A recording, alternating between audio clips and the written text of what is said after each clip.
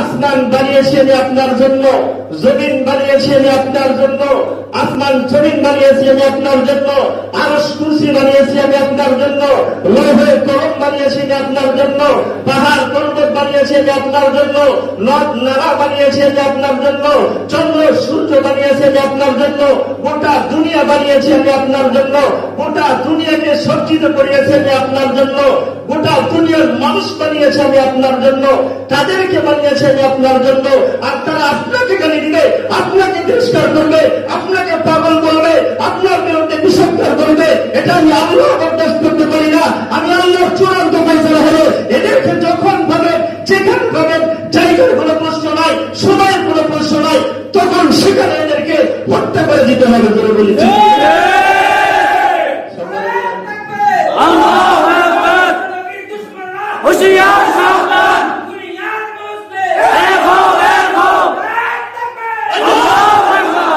মক্কা বিজয়ের পরে আল্লাহ রাসূল সাল্লাল্লাহু আলাইহি ওয়াসাল্লাম সাহাবীদেরকে বললেন, হে আমার সাহাবায়ে কেরামরা, তোমরা মক্কার অলিতে গলিতে পাহাড়ে পর্বতে যে সমস্ত কাফেররা আত্মগোপন করে রয়েছে তাদেরকে তোমরা খানায়ে কাবার চত্বরে হাজির করো, আমি তাদের সামনে একটা ভাষণ দিতে চাই। আল্লাহ রাসূল যখন বললেন, সঙ্গে সঙ্গে সাহাবায়ে কেরামরা মক্কার অলিতে গলিতে পাহাড়ে পর্বতে যে জায়গায় কাফেররা আত্মগোপন করে রয়েছিল সকলকে ধরে খানায়ে কাবার চত্বরে হাজির করলেন। আল্লাহ রাসূল সাল্লাল্লাহু আলাইহি ওয়াসাল্লামকে সংবাদ দেয়া হলো যে আল্লাহ রাসূল, সমস্ত কাফেরদেরকে আমরা খানায়ে কাবার চত্বরে হাজির করেছি, আপনি তাদের সামনে বক্তব্য দিতে পারেন।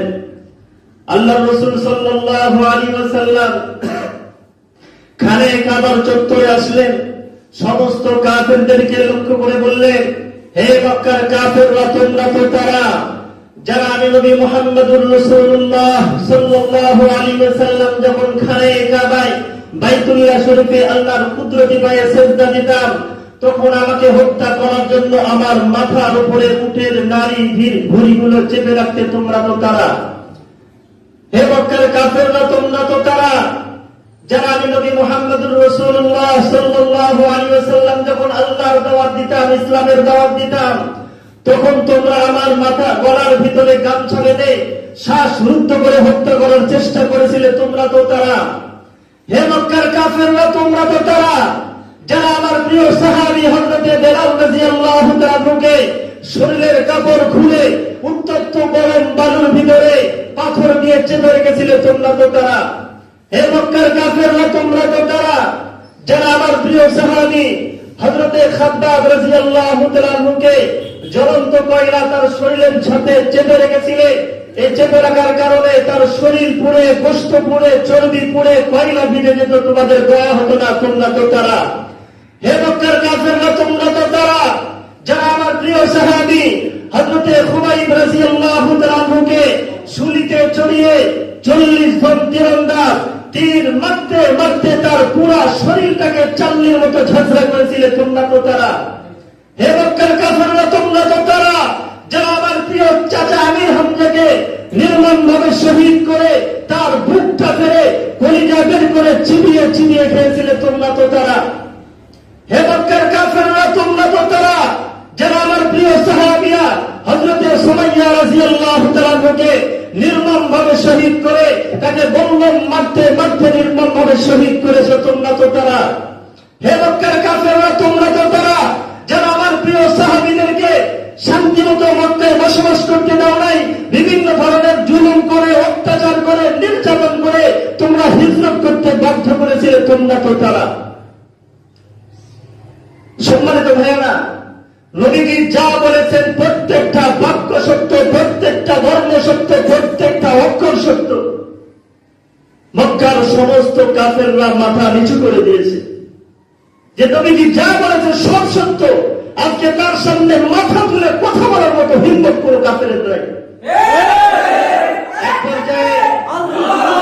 এক পর্যায়ে মক্কার বৃদ্ধ কাফেররা ডাকতে বলে, আনতা ইবনুল কারীম, হে মুহাম্মদ সাল্লাল্লাহু আলাইহি ওয়াসাল্লাম, তুমি আমাদের দয়ালু সন্তানের মতো।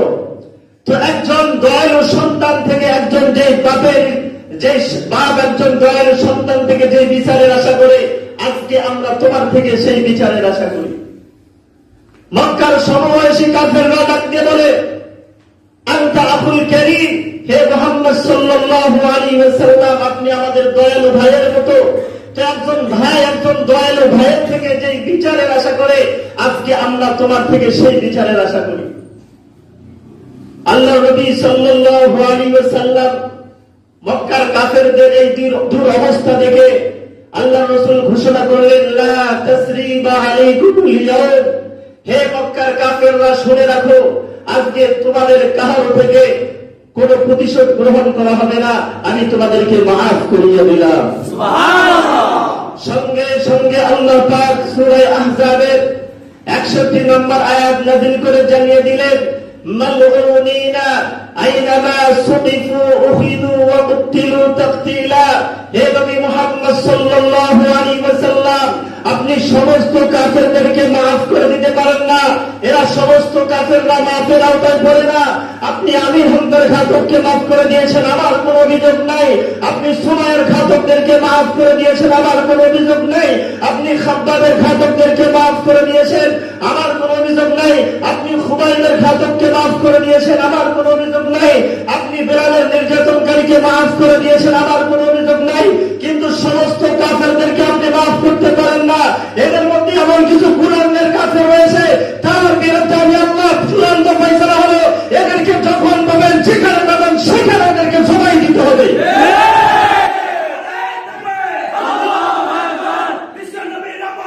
সম্মানিত ভাইয়েরা আমার, আল্লাহ পাক রব্বুল আলামিন আয়াত নাযিল করে জানিয়ে দিলেন, এদেরকে যদি খানায়ে কাবায় পাওয়া যায়, সেখানে এদেরকে জবাই দিতে হবে।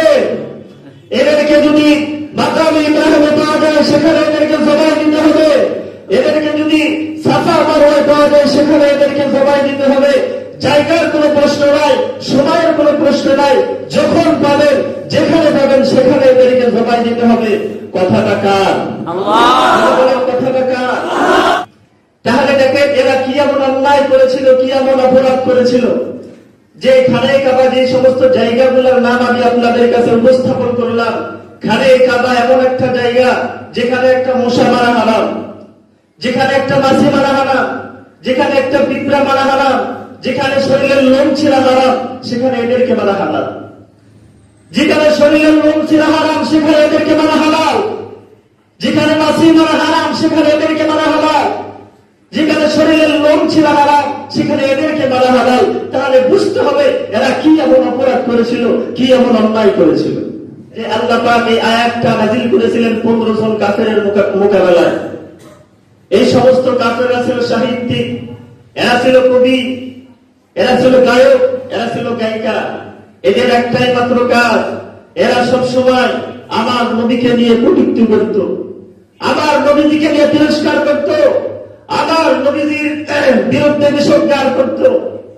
এই জন্য আল্লাহ পাক রব্বুল আলামিন জানিয়ে দিলেন যে আল্লাহ আসমান বানিয়েছি আমি আপনার জন্য, জমিন বানিয়েছি আমি আপনার জন্য, আসমান জমিন বানিয়েছি আমি আপনার জন্য, আরশ কুরসি বানিয়েছি আমি আপনার জন্য, লৌহে কলম বানিয়েছি আমি আপনার জন্য, পাহাড় পর্বত বানিয়েছি আমি আপনার জন্য, নদ নালা বানিয়েছি আমি আপনার জন্য, চন্দ্র সূর্য বানিয়েছি আমি আপনার জন্য, গোটা দুনিয়া বানিয়েছি আমি আপনার জন্য, গোটা দুনিয়াকে সজ্জিত করিয়েছি আমি আপনার জন্য, গোটা দুনিয়ার মানুষ বানিয়েছে আমি আপনার জন্য, তাদেরকে বানিয়েছে আমি আপনার জন্য। আর তারা আপনাকে গালি দিবে, আপনাকে তিরস্কার করবে, আপনাকে পাগল বলবে, আপনার বিরুদ্ধে বিষোদ্গার করবে। এটা আমি আল্লাহ বরদাস্ত করতে পারি না। আমি আল্লাহর চূড়ান্ত ফয়সালা হলো, এদেরকে যখন পাবেন, যেখানে পাবেন, জায়গার কোনো প্রশ্ন নাই, সময়ের কোনো প্রশ্ন নাই, তখন সেখানে এদেরকে হত্যা করে দিতে হবে বলে বলেছি।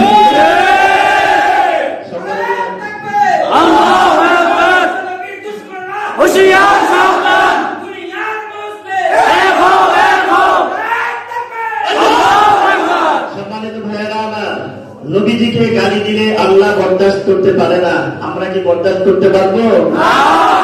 পারবো? নবীজিকে গালি দিলে আল্লাহ বরদাস্ত করতে পারে না, নবীজিকে গালি দিলে সাহাবায়ে কেরামরাও বরদাস্ত করেন নাই। জোরে বলি সুবহানাল্লাহ। বুখারী শরীফের 3844 নম্বর হাদিসের মধ্যে হযরত আব্দুর রহমান ইবনে আউফ তিনি বলেন, তিনি বলেন, ইন্নী লাফিস সাফি ওয়া বদরিন, আমি বদরের যুদ্ধের মধ্যে যখন যুদ্ধ করার জন্য কাঁথাবন্দী হয়ে গেলাম, ইদিল তাফাতু ফাইদা আন ইয়ামিনি ওয়া আন ইয়াসারি ফাতায়ানি হাদিস সিন্নি।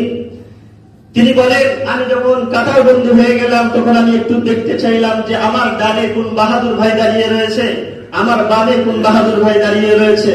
উনি বলেন, আমি যখন ডানের দিকে তাকাইলাম দেখি যে ছোট্ট একটা যুবক দাঁড়িয়ে রয়েছে। আমি আশ্চর্য হয়ে গেলাম, ভাই সর্বনাশ।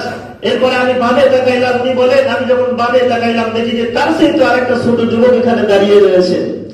আব্দুর রহমান ইবনে আউফ বলেন, আমি চিন্তা করলাম যখন কাফেররা আমাকে আক্রমণ করবে তখন আমার ডান দিকের মুজাহিদ ভাই আমাকে সহযোগিতা করবে, আমার বাম দিকের ভাই আমাকে সহযোগিতা করবে।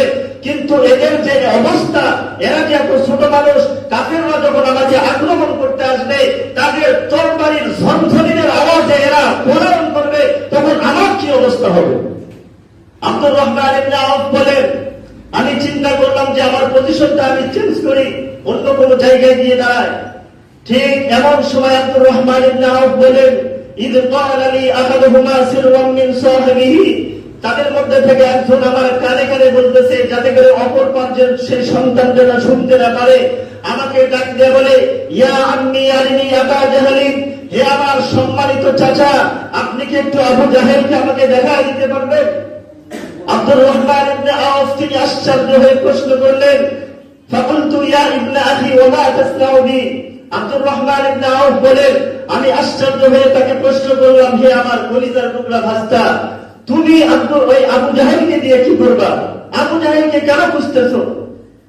তখন ওই যুবক ডাক দিয়ে বলে, ক্বালা আহাদতুল্লাহ ইন রাআইতুহু আন নাকতুলাহু আও আমুতা দুনাহু। তখন ওই যুবক জান্তহীন ভাষায় বলেছিল যে, আমার চাচা, আমি শুনেছি আবু জাহেল নাকি আমার নবী যখন নামাজে দাঁড়িয়ে গিয়েছিল, আমার নবী যখন সিজদায় চলে গিয়েছিল, আমার নবীকে হত্যা করার জন্য আবু জাহেল নাকি তার উটের নাড়ি ভুঁড়িগুলো আমার নবীজির মাথার উপরে চেপে তাকে হত্যা করার চেষ্টা করেছিল। আমার নবী যখন আল্লাহর দাওয়াত দিয়েছে, তাওহীদের দাওয়াত দিয়েছে, একত্ববাদের দাওয়াত দিয়েছে, এই সময় আমি শুনেছি তারা নাকি গামছা বেঁধে আমার নবীকে শ্বাসরুদ্ধ করার জন্য চেষ্টা করেছিল।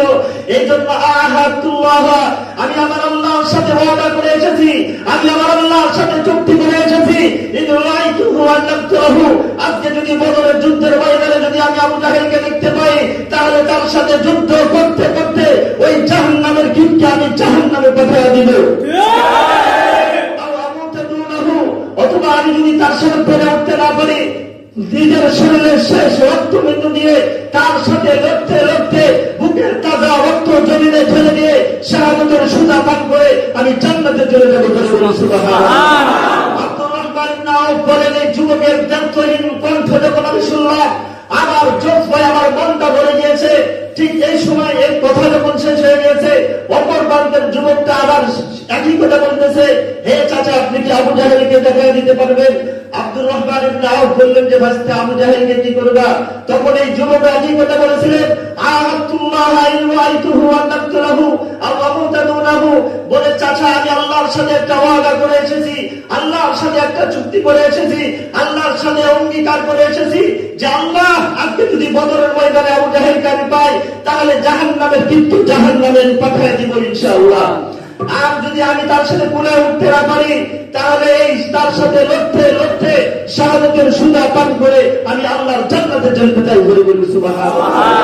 সম্মানিত বগুড়ার ভাইয়েরা, আমি আপনাদেরকে বলতে চাই, হযরতে আমির হামজা রাদিয়াল্লাহু তাআলা আনহু স্বাভাবিক মৃত্যুবরণ করেছিলেন না শাহাদাত বরণ করেছিলেন? হযরতে সুমাইয়া রাদিয়াল্লাহু তাআলা আনহা, তিনি কি স্বাভাবিক মৃত্যুবরণ করেছিলেন না শাহাদাত বরণ করেছিলেন? হযরতে খাব্বাব রাদিয়াল্লাহু তাআলা আনহু, তিনি কি স্বাভাবিক মৃত্যুবরণ করেছিলেন না শাহাদাত বরণ করেছিলেন? হযরতে খুবাইব রাদিয়াল্লাহু তাআলা আনহু, তিনি কি স্বাভাবিক মৃত্যুবরণ করেছিলেন না শাহাদাত বরণ করেছিলেন? হযরতে মাআজ এবং মুআওয়াজ রাদিয়াল্লাহু তাআলা আনহু, তিনারা কি শাহাদাত বরণ করেছিলেন না স্বাভাবিক মৃত্যুবরণ করেছিলেন? হযরতে হাসান হুসাইন রাদিয়াল্লাহু তাআলা আনহুমা, ওনারা কি স্বাভাবিক মৃত্যুবরণ করেছিলেন না শাহাদাত বরণ করেছিলেন? হে বগুড়ার যুবকরা, আমি আপনাদের সামনে আরজ করতে চাই, সাহাবায়ে কিরামের জীবন থেকে আমার জীবন মূল্যবান নয়, আমির হামজার জীবন থেকে আমার জীবন মূল্যবান নয়, সুমাইয়ার জীবন থেকে আমার জীবন মূল্যবান নয়, খাব্বাব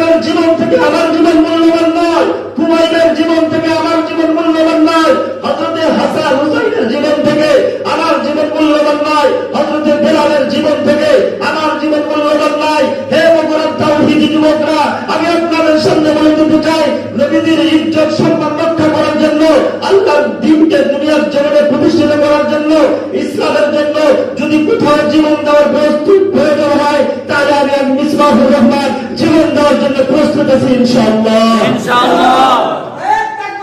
আল্লাহু আকবার। জিন্দাবাদ জিন্দাবাদ। জয় মুসলমান। ভয় করি না বুলেট বোমা। সম্মানিত হাজিরিন, রাসূলের জন্য জীবন দেওয়াকে নিজের পরম করুণা মনে করতে হবে, পরম পাওয়া মনে করতে হবে। আমরা আমাদের জীবনের চাইতে রাসূলকে মহব্বত করে কি করি না? নিজের জীবনের চাইতে রাসূলকে মহব্বত করে কি করি না? যদি কোনো সময় কোন বাতিল পন্থীরা, কোন বাতিল দলগুলো যদি ইসলামের উপর আঘাত হানে, আল্লাহর উপরে আঘাত হানে, রাসূলের সম্মানের উপর আঘাত হানে, কোন কোন যুবক নিজের বুকের তাজা